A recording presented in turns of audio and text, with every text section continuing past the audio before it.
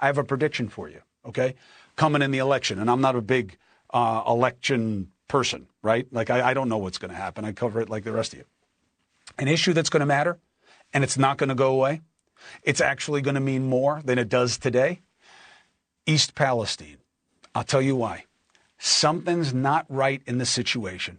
It has not been owned. It has not been vetted. It has not been cared about the way it should have.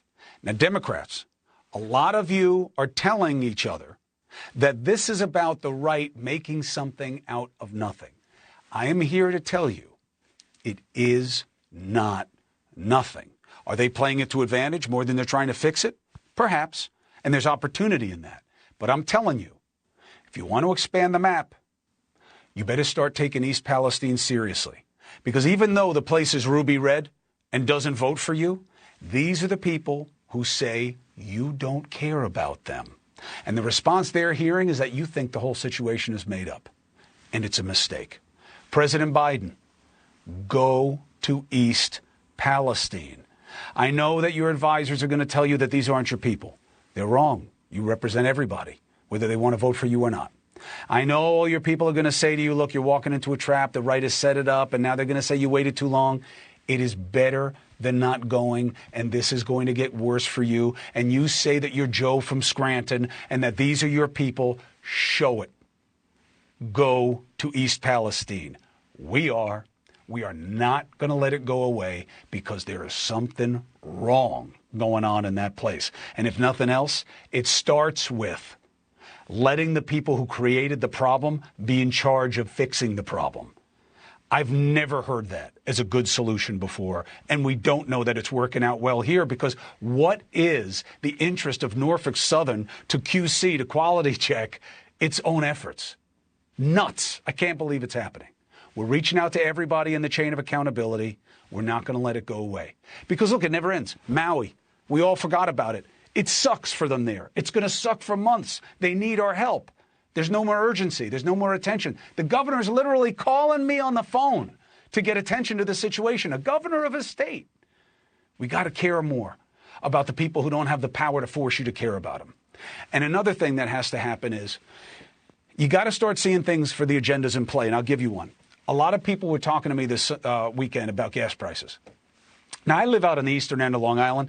You know, they're always taking it to us with gas prices, you know, because they know we don't have a lot of available supply. So the farther you go east, the higher it gets. Now, they're definitely coming up. Okay, they do during the summer. Why? Supply and demand. Okay? And certainly in August, there was pressure at the pumps. The average gallon of regular unleaded gasoline in the U.S. is about $3.81. Of course, there are huge swings in that. Okay? Certainly, it's nowhere near $3.83 where I live. Forget about high test. You're over $5 everywhere. It's like buying gas for a boat. Okay?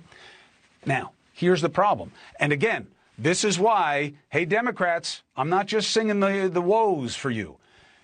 You want to do better? Tell your side of the story better. Because if you don't tell me your story, someone else is going to tell it for you, and you're not going to like how it ends. I promise you that. Why are gas prices high? Because Joe Biden stinks. That's what you're going to hear, right? In the political back and forth right now, right? Why? Because that's what works. Is it true? No, it's not true. You can think Joe Biden stinks. That's up to you. That's your vote. That's your opinion. Gas prices are a world market. Did you know that the United States has exported more fuel oil this year than in recent history? That we are on pace for new records through the Biden administration? Now, you may like that. You may not like it. But it's true. And, well, what does that mean? I thought Joe Biden wasn't doing anything. I thought he wasn't pumping. Yeah, it's not true. It's just he doesn't do a good job of defending himself. He's got stinky people around him and on his team. So the narrative gets developed by the right, who wants you to think that this economy and he stinks. And they're not getting any pushback, so go for it. That's the nature of a binary battle to the bottom with two parties. All they have to do is convince you that the left stinks. And they're doing a pretty good job of it, and the left is helping them, as far as I'm concerned. So, well, what do we know? Why are they high? If we pumped more, they'd be lower, right? We're record exports. Record. So it must not be that simple, right? Did you know that Saudi Arabia just put out word that it's going to reduce the amount of oil it puts out for the next year? cuts through the end of this year, trimming over 1 million barrels of crude out of the global market. Why? Because they can. And what does that do? It raises the price. Why are they doing it? I don't know. Ask them. Well, Biden should do something about it. He can try. Russia, also cutting, huge producer, 300 barrels a day until the end. What's that going to do? Price pressure. Why? Because it hurts us. Because they want to hurt us. Why? Because we are stopping Putin from doing what he wants, which is to spread lies about Nazism and try to reclaim territories like Ukraine. What happened after Russia and Saudi Arabia put out the word? What happened to the price of oil? Went above $90 in trading this afternoon. Why? Because supply and demand. It had been about 75, 85 since last October. Now it's popping. Why? Because they're going to cut supply. We can't fix it by ourselves. Can the administration speak to it better? Yep. Can they do stuff with Saudi Arabia? Sure. Can they do something with Russia? I doubt it. But don't think it's so simple as just, yeah, the next guy will change it. If Trump or DeSantis or if the Democrats, if it's not Biden, I'll fix it. It is not a single unilateral move away. Don't let them lie to you about what the realities are behind what bothers us, okay?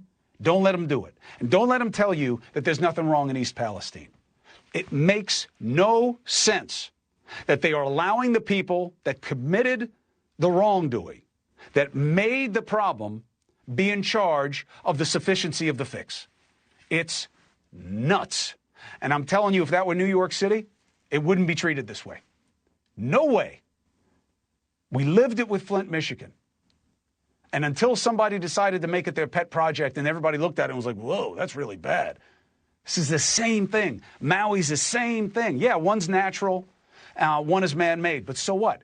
It's communities that don't have the power getting screwed because people don't care about them enough. And I'm telling you, Democrats, East Palestine is a metaphor for you for the upcoming election.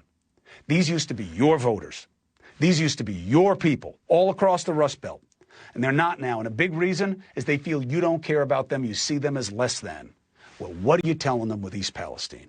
Hey, thank you for watching. Please go to newsnationnow.com, newsnationnow.com, and you can find NewsNation on your television provider. And don't forget to click the red subscribe button down below. Then you will get more of NewsNation's fact-driven coverage.